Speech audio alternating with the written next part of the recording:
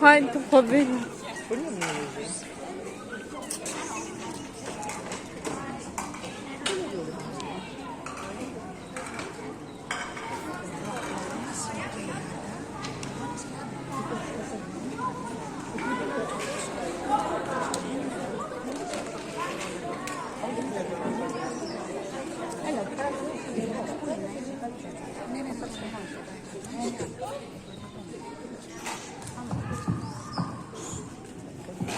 Κοντά το μικρόφωνο.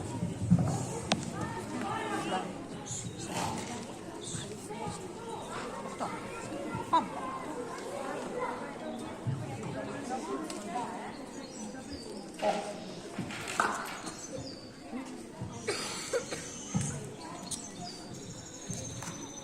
Άντε ρε παιδιά, σκόψτε κάτω στο σαλάμι. Ο γιατρός θα συνηθίσει τις διαχειρίσεις.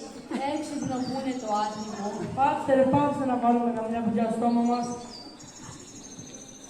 Μπάμπη, Ορίστε. πετάξε και φέρε μια πετσέτα. Πάλι εγώ. Δεν υπάρχουν πετσέτες. Αν εξέχασε Μαρία, δεν πειράζει, θα βάλω το μοτοσυκλέτος και πήγαινε φέρε μια πετσέτα του προσώπου. Δεν βαριέσαι, μέρος του προσώπου είναι και στη αγώνα.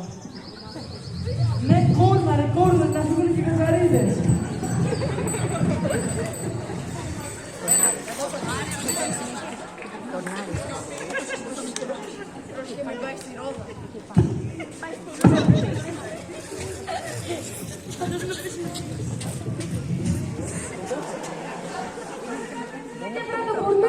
Μπουρνούζι, τι να κάνουμε, απορροφητικό το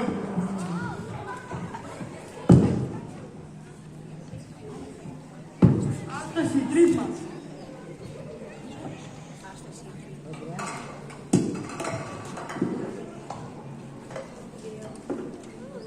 Κάνα σταυρό ρε παιδιά, κάνα σταυρό.